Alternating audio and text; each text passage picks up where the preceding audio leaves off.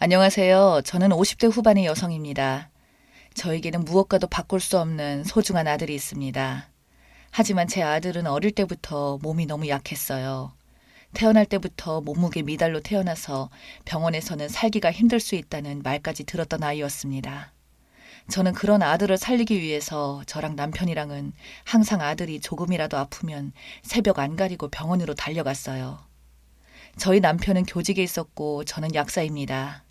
제가 아무리 의약품을 잘 안다고 하더라도 제 아들에게 해줄 수 있는 것들이 남들보다 조금 나은 정도지 항상 병원을 달고 살았습니다. 그래서 둘째는 아예 생각도 못했어요. 아이를 낳고 난 이후부터는 저희 부부 생활이 완전히 아들 위주로 돌아갔으니까요. 그러나 다행히도 점차 아들이 건강이 좀 나아지기 시작했죠.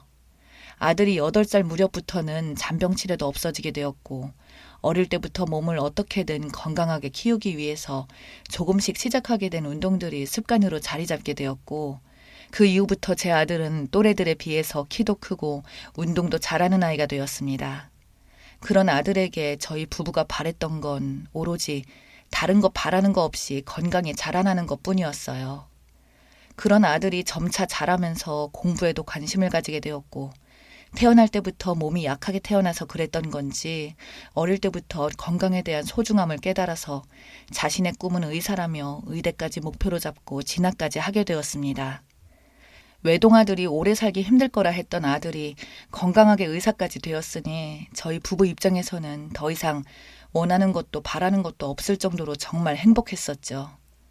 하지만 의사의 삶이라는 게 정말 힘들 듯이 아들은 병원에서 얼굴 한번 보기 힘들 정도로 바빠졌고 대학생 시절부터 바쁜 아들이 병원에 갇혀 살다시피 하니 저희 입장에서는 가끔씩 아들을 볼 때마다 제대로 된 연애는 하고 다니는 건지 물어보는 게 다였습니다. 자신의 말로는 주변에서 소개를 받아 한두 번씩 만나곤 하는데 아무래도 지금은 바빠서 시간이 안 되다 보니까 여자를 만나도 오래가는 경우가 거의 없다고 그러면서 동료 의사를 만나기에는 뭔가 민망하게 되게 싫다며 쑥스러워하던 아들이었어요. 그런 아들이 전문의가 되고 나서 저희에게 자신보다 2살 어린 여자를 데려왔습니다. 직업이 공무원이라고 하더군요. 저는 그래서 아들에게 어디서 만나냐고 하니까 그냥 친구 소개로 소개팅받게 되었다고 하며 조금 얼버무리며 말하는데 나중에 알고 봤더니 요즘 카카오톡 모임방에서 만난 여자라고 합니다. 주변 사람들한테 한두 번씩 소개받고 더 이상 소개받을 데가 없기도 하고 그런다고 결혼정보업체에 가입해서 사람을 만나는 것도 뭔가 조건만 따지는 게 별로 마음에 안 들었다고 하네요. 그래서 이런 식으로 심심할 때 모임방에서 틈틈이 대화를 나누다 보니 생각지 못한 마음이 맞는 여자가 생겼다는 게 바로 예비 며느리라는 거죠. 아들 아이가 어느새 30대 중반을 향해 가고 있는 시점이라 저희 부부 입장에서는 걱정이 되기도 했고 어떻게 되었든 아들이 만나는 여자가 직업이 공무원이면 나쁘지도 않았고 아들이 어련히 좋아하면 그런가 싶었어요. 예비 며느리 집안의 부모님들은 고위공직자라고 하더군요. 집안도 나쁘지 않으니까 저희 보고 어떻냐는 아들의 말에 그 집안에 인사를 드린 것이냐고 하니까 이미 드렸다며 자기를 너무 좋아해 준다고 하길래 그래서 결혼을 저희도 서둘렀습니다. 예비 며느리가 저희 집을 찾아오고 이것저것 이야기도 나누는데 저희 앞이라 쑥스러워서 그런 건지 예비 며느리가 말을 아끼고 아들이 대부분 대답을 다 하더군요. 나이가 든 제 눈으로 봐도 요즘 애들 중에서도 눈길이 갈 정도로 참 예쁜 여자였습니다. 근데 그 정도로 괜찮은 아이가 여태 시집을 안 간 것도 신기했고 저는 그런 이야기를 남편에게 하자 남편은 저에게 아이 그럼 우리 아들 민기도 여태 장가를 안 갔는데 누가 누구 보고 이야기해. 나는 말에 넘어갔었죠. 그 후 상견례하고 예비 며느리를 데리고 다니며 혼수와 예물들을 보러 다니기 시작했어요. 그러던 어느 날 예비 며느리와 백화점을 돌고 있었는데 우연히 저희 약국에 자주 찾아오시는 단골 여자 손님을 만나게 되었습니다. 그 단골 여자 손님은 제 친구의 지인이기도 했고 또한 저희 약국이 그 여자 손님이 살고 있는 집에서 가까웠기에 제 친구의 소개로 저희 약국에 자주 들러주시던 분이셨습니다. 그래서 저와 여자 손님은 서로 반갑다며 인사를 나누다가 여기 어쩐 일이냐는 말에 저는 저희 아들이 이제서야 드디어 결혼하기로 해서 이렇게 예비 며느리랑 혼수랑 예물을 보러 왔다고 말했고, 말한 김에 저희 예비 며느리를 그 여자 손님에게 소개시켜 주었습니다. 그러자 그분이 저희 예비 며느리 얼굴을 보자마자 깜짝 놀란 얼굴로 예비 며느리를 한참을 뚫어져라 보더군요. 그러면서 예비 며느리에게 혹시 언니나 여동생이 있냐고 물어보자 예비 며느리는 궁금한 표정으로 남동생이 하나 있다고 대답을 했었습니다. 여자 손님은 또 질문으로 부모님은 혹시 무슨 일을 하시느냐고 물어보았고, 제가 두 분 다 공직에 계신다며 대신 대답을 해드리면서 여자 손님에게 반대로 혹시 무슨 일이 있냐고 물어보니 그 여자 손님은 아니라고, 아무것도 아니라고 다음에 또 보자면서 그 자리를 다급하게 떠나시더군요. 그때부터 뭔가 기분이 이상했습니다. 마치 말하길 꺼려하는 듯한 태도였거든요. 그리고 그날 밤 친구에게 전화가 와서는 저에게 말하길 아들이 결혼을 한다길래 마침 오늘 백화점에서 만났다고 하는 친구 통해서 들었다고 말을 하길래, 안 그래도 곧 청첩장으로 보내려고 했는데 맞아. 낮에 그 단골 여자 손님분 만나서 그분 통해서 먼저 이야기 들었구나 라며 이런저런 이야기를 나누다 친구는 저에게 혹시 며느리 될 아이 사진 좀 볼 수 없냐고 하더군요. 그때 저는 직감적으로 뭔가 불안한 느낌이 확 오더군요. 아무래도 그분이 우리 며느리를 보더니 깜짝 놀란 듯 하면서 별로 표정이 안 좋아지더니 갑자기 화가 난 듯 나가버리셨는데, 그게 안 그래도 신경 쓰였다고 뭔가 알고 있는 게 있냐고 하니까 자기도 확실하지 않지만 일단 조심스러워서 그러니 며느리가 될 아이 사진 좀 보여달라는 겁니다. 그래서 아들을 통해서 며느리 사진들을 구해 친구에게 카톡으로 사진을 찍어서 보내자 한참 뒤에 내일 꼭 좀 보자고 하더군요. 그래서 그 다음날 혼자 커피숍에서 친구를 만났더니 친구는 저를 보자마자 저에게 자기 핸드폰 속에 담겨있는 이미지 사진 한 장을 보여주었습니다. 그건 바로 웨딩 사진이었습니다. 저는 그 사진을 자세히 들여다보니 제 예비 며느리가 신부 복장을 하고 아주 화사하게 웃고 있더군요. 그리고 당연히 그 옆에 있던 남자는 저희 아들이 아니라 다른 남자였습니다. 제가 너무나도 당황하여 이게 어떻게 된 일이냐고 되묻자 제 가게 단골 여자 손님인 친구인 지인과 친구가 아는 사람 아들의 결혼식 사진이었다고 하네요. 그 단골 여자 손님은 최근 저희 예비 며느리를 보고는 아무리 봐도 그때 결혼식 갔을 때 봤었던 신부 같다고 했고, 닮아도 너무 닮았다는 말과 함께 특히 부모님이 공직자라는 건 그때 그 결혼식 가서 얼핏 들어서 기억하고 있었다는 거죠. 혹시나 자기가 잘못 봤나 해서 친구에게 그 이야기를 전달했었고, 친구는 저에게 사진까지 받아서 본 것이었죠. 특히 신부 가족 사진 속에 있던 신부 측 부모의 얼굴은 상견례 때 보았던 예비 사돈의 얼굴이 분명했습니다. 저는 순간 너무나도 당황스러웠기에 아들에게 전화를 걸어 집에 오게 했고, 남편과 저는 그 사진들을 아들에게 보여주자 아들도 엄청 당황하더군요.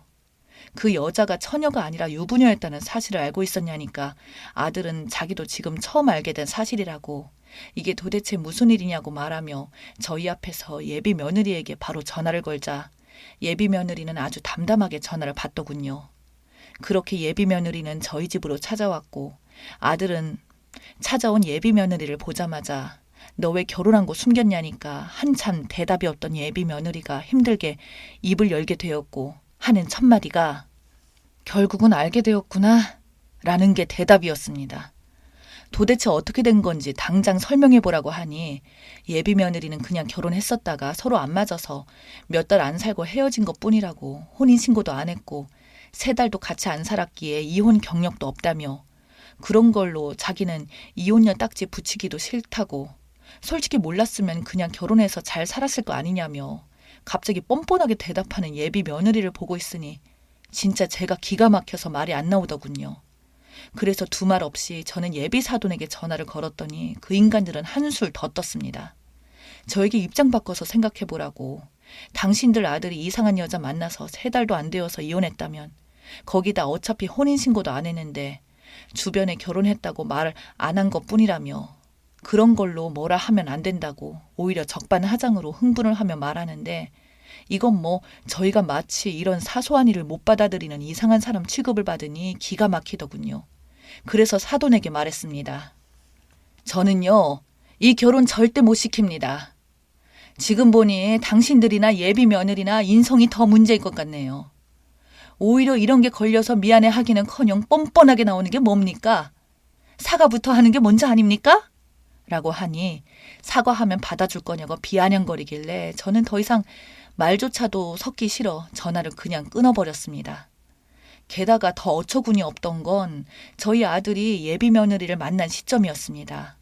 알고 봤더니 글쎄 예비 며느리는 당시 사실혼 관계의 남편과 같은 집에 살던 기간에 저희 아들을 만나서 처녀 행사를 했었다는 거죠. 그걸 알고서 따지니 인연이 한다는 소리가 어차피 그때 둘의 사이는 진작에 끝나 있었고 서로 언제 나가니 많이 했었던 기간이었던지라 그리 흠이 되지는 않는다고 하는 거예요. 그래서 저는 그럼 처음부터 사실대로 말을 하지 왜 우리 아들한테는 처녀 행사했냐고 하니까 예비 며느리가 갑자기 진짜 구질구질하게 짜증나네요. 어차피 저희 둘 결혼도 안 할 건데 지금 와서 그런 걸로 따지면 뭐 하자는 겁니까? 제게 짜증을 내며 소리를 지르더군요.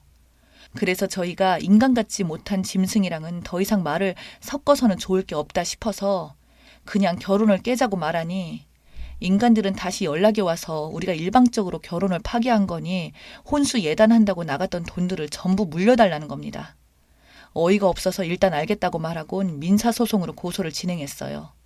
그렇게 사돈과 예비 며느리가 될 뻔한 인간에게 소송장이 날아가니 난리가 났었죠.